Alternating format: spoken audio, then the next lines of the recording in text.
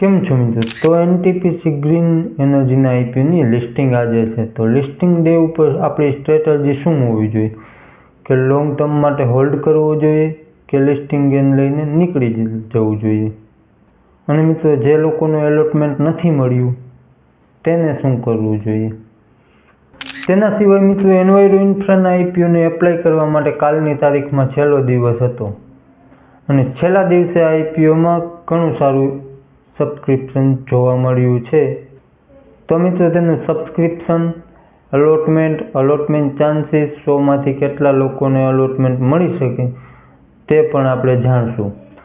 તેના સિવાય મિત્રો, સુરક્ષા ડાયગ્નોસ્ટિકના આઈપીઓના પ્રાઇસ બેન્ડ અને ડેટ પણ આવી ગઈ છે, તે પણ આપણે આ વિડીયોમાં જોશું. તો મિત્રો, એનટીપીસી ગ્રીન એનર્જીના આઈપીઓની લિસ્ટિંગ આજે છે. તો મિત્રો, લિસ્ટિંગ કોઈ પણ આઈપીઓની 10 વાગે થતી હોય છે. બાકી તમે પ્રી માર્કેટમાં 9 વાગ્યાથી 9:35 સુધી પ્રી માર્કેટમાં ઓર્ડર કરી શકો છો. જો કોઈને અગાઉ બાય સેલ કરવું હોય તો તે પ્રી માર્કેટમાં થઈ શકે છે. તો મિત્રો, અંદાજે લિસ્ટિંગ પ્રાઇસ શું હોઈ શકે? આપણે 108 રૂપિયામાં શેર અલોટ થયા છે અને અત્યારે જીએમપી જોઈએ તો અંદાજે 1-2% જેવી ચાલે છે. તો મિત્રો, આમાં આપણને લિસ્ટિંગ ગેન અંદાજે 1-2% જેવો મળી શકે છે. અને લિસ્ટિંગ પ્રાઇસની વાત કરીએ તો 109થી 10 રૂપિયા જેવી લિસ્ટિંગ પ્રાઇસ આવી શકે છે. આ માર્કેટ કન્ડિશન ઉપર આધારિત હોય છે, માર્કેટ કેવું રહે છે તેના ઉપર.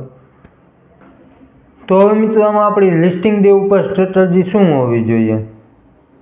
લિસ્ટિંગ ગેન લઈને એક્ઝિટ થઈ જવું કે લોંગ ટાઈમ માટે હોલ્ડ કરવું, તે બધું જ મિત્રો હું તમને જણાવીશ. પણ ડિસિઝન તમારે તમારું રિસ્ક, તમારું એનાલિસિસ લગાવીને લેવાનું છે. પહેલાં મિત્રો, લિસ્ટિંગ ગેન પ્રમાણે જોઈ લઈએ. તો મિત્રો, લિસ્ટિંગ ગેન પ્રમાણે જે પણ લોકોએ એપ્લાય કર્યું હશે તે લિસ્ટિંગ ગેન માટે તો નહીં જ કર્યું હોય, લોંગ ટર્મ માટે કર્યું હશે.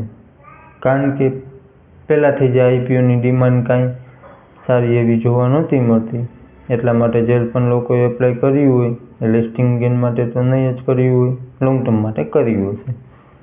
અને માની લે છતાંય કોઈએ જો લિસ્ટિંગ ગેન માટે એપ્લાય કર્યું હોય કે જે પણ કાંઈ મળે 1%, 2% કે 5%, જે કાંઈ પણ મળે તે લઈને નીકળી જશું લિસ્ટિંગ ડે ઉપર. પછી મિત્રો, જે લોકોએ લોંગ ટર્મ માટે એપ્લાય કર્યું હોય તેને શું કરવું? તેના પોઝિટિવ અને નેગેટિવ બંને આપણે જોઈ લઈએ. મિત્રો, પોઝિટિવમાં એ છે કે આનું સેક્ટર સારું છે, રિન્યુએબલ સોર્સથી એનર્જી જનરેટ કરે છે. બાકી મિત્રો, સેક્ટર તમને નિરાશ નહીં કરે.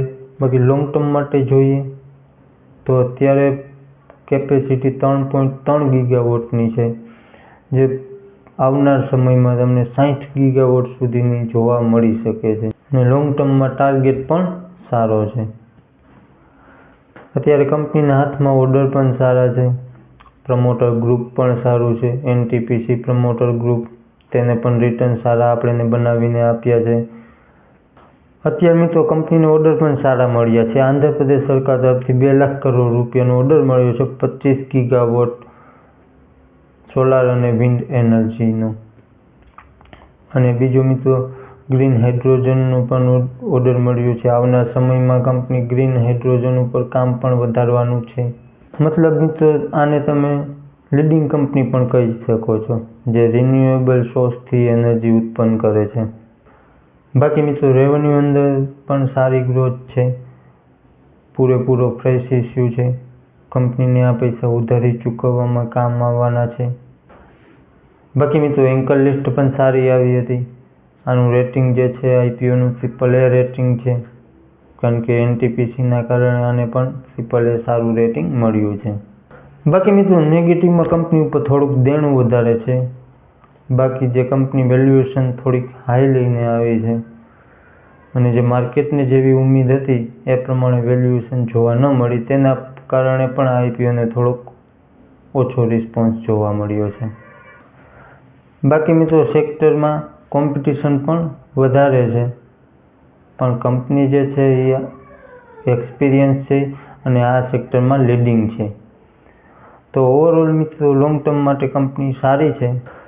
તો ઓવરઓલ મિત્રો લોંગ ટર્મ માટે મને કોઈ રિસ્ક દેખાતું નથી. જો તમારો ટાર્ગેટ 4-5 વર્ષનો હોય તો આમાં મને કાંઈ રિસ્ક દેખાતું નથી. હા મિત્રો, લિસ્ટિંગ ડે ઉપર કાંઈ ઉપર નીચે થઈ જાય તો આખી એક અલગ વાત છે. બાકી મિત્રો તમે શું કરવાના છો આપણને કોમેન્ટ કરી જણાવજો. પછી મિત્રો એન્વાયરો ઇન્ફ્રાના આઈપીઓને છેલ્લા દિવસે સારો એવું સબસ્ક્રિપ્શન જોવા મળ્યું છે. ટોટલ વાત કરીએ તો ટોટલ 3 દિવસમાં 90 ગણા જેવો આઈપીઓ ભરાઈ ગયો છે. તો મિત્રો ખૂબ જ સારો અને જબરદસ્ત રિસ્પોન્સ જોવા મળ્યો એન્વાયરો ઇન્ફ્રાના આઈપીઓને. કોઈ પણ પોર્શન કયો મિત્રો, QIB કયો, NII કયો કે રિટેલ કયો, બધાએ છેલ્લા દિવસે દબાવીને પૈસા લગાવ્યા છે. બાકી ટોટલ વાત કરીએ તો ટોટલ આઈપીઓ પર છેલ્લા દિવસ સુધી 40,000 કરોડ રૂપિયા લગાવવામાં આવ્યા છે. મિત્રો QIB પોર્શન 157 ગણું સબસ્ક્રાઈબ થયું છે અને QIBએ ટોટલ રૂપિયા 20,000 કરોડની આસપાસ લગાવ્યા છે. તો મિત્રો ટોટલ આઈપીઓમાંથી અડધા તો QIBએ જ લગાવ્યા છે. મિત્રો NII પોર્શન 156 ગણાની આસપાસ સબસ્ક્રાઈબ થયું છે. NII તરફથી લગભગ 15,000 કરોડ જેવા પૈસા લગાવવામાં આવ્યા છે. રિટેલ પોર્શન 24 ગણાની આસપાસ સબસ્ક્રાઈબ થયું છે. રિટેલર દ્વારા પણ સારા પૈસા લગાવવામાં આવ્યા છે. અને મિત્રો એમ્પ્લોય પોર્શન 37 ગણા જેવું સબસ્ક્રાઈબ થયું છે. તો મિત્રો બધા જ પોર્શન સારા એ સબસ્ક્રિપ્શન જોવા મળ્યા છે બધા જ પોર્શનમાં. તો મિત્રો તમે કોને કઈ કેટેગરીમાં કેટલા લોટ એપ્લાય કર્યા કોમેન્ટ કરી જણાવજો. બાકી મેં પર્સનલી રિટેલ કેટેગરીમાં 9 લોટ એપ્લાય કર્યા છે. હવે મિત્રો આ આઈપીઓમાં અલોટમેન્ટ ચાન્સીસ જાણી લઈએ કે 100માંથી કેટલા લોકોને અલોટમેન્ટ મળી શકે. તો કે મિત્રો બિગ HNI કેટેગરીમાં એટલે કે 10 લાખથી ઉપરની અરજીવાળાને 3 થી 3.5% જેવા ચાન્સ છે. એટલે કે 100માંથી 3 થી 3.5 લોકોને મળી શકે. પછી મિત્રો સ્મોલ HNI કેટેગરી એટલે કે 2 થી 10 લાખ વચ્ચેની અરજીવાળા, તો કે એમાં 1% જેવો ચાન્સ છે. એટલે કે 100માંથી કોઈ એક વ્યક્તિને મળી શકે અંદાજે. પછી મિત્રો છે રિટેલ કેટેગરી એટલે કે 2 લાખથી નીચેની અરજીવાળા, તો કે મેં પણ આમાં એપ્લાય કર્યું છે અને આમાં જ સૌથી વધારે ચાન્સ છે. 100માંથી 4 થી 5 લોકોને અલોટમેન્ટ મળવાના ચાન્સ છે. પછી મિત્રો આનું અલોટમેન્ટ સ્ટેટસ, તો કે અલોટમેન્ટ સ્ટેટસ તમને બિગ શેરની વેબસાઇટ ઉપર આજે રાત સુધીમાં જોવા મળી શકે છે. તો મિત્રો એક્સપેક્ટેડ GMP અત્યારે 30% જેવી ચાલી રહી છે. તો મિત્રો આ એક અંદાજો હોય છે અને અંદાજો માનીને જ હાલવું. તો મિત્રો આઈપીઓની ડિમાન્ડ પણ સારી જોવા મળી, સબસ્ક્રિપ્શન પણ સારું જોવા મળ્યું અને ઉમ્મીદ છે કે લિસ્ટિંગ પણ સારું જોવા મળે. તો મિત્રો ચાલો રાતે જોઈએ કોના લક જાગે છે અને કોને એલોટમેન્ટ મળે છે. જેને પણ એલોટમેન્ટ મળે આપણા વિડીયોમાં કોમેન્ટ કરવાનું ભૂલતા નહીં ભાઈ. પછી મિત્રો સુરક્ષા ડાયગ્નોસ્ટિકનો આઈપીઓ, તો કે 29 નવેમ્બરથી 3 ડિસેમ્બરની વચ્ચે આઈપીઓ ઓપન રહેશે. તેના માર્કેટ લોટ અને પ્રાઇસ બેન્ડ પણ આવી ગયા છે. ફેસ વેલ્યુ ₹2 પર શેર રાખવામાં આવી છે અને પ્રાઇસ બેન્ડની વાત કરીએ તો 420 થી 441 રૂપિયાની વચ્ચે પ્રાઇસ બેન્ડ રાખવામાં આવ્યું છે અને 34 શેરનો એક લોટ રાખવામાં આવ્યો છે. ફેસ વેલ્યુ પ્રમાણે જોઈએ તો પ્રાઇસ બેન્ડ થોડુંક મોંઘું લાગી રહ્યું છે. બાકી મિત્રો આપણે રિવ્યૂવાળા વિડીયોમાં ડિટેલમાં જાણશું.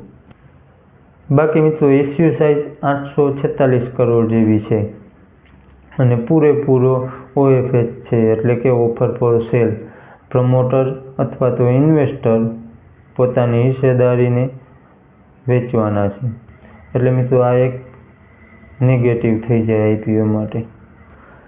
બાકી મિત્રો રિટેલ પોર્શન 35% જેવું રાખવામાં આવ્યું છે અને હજી જોઈએ તો ગ્રે માર્કેટમાં કોઈ ડિમાન્ડ જોવા નથી મળી રહી. બાકી GMP એક અંદાજો હોય છે.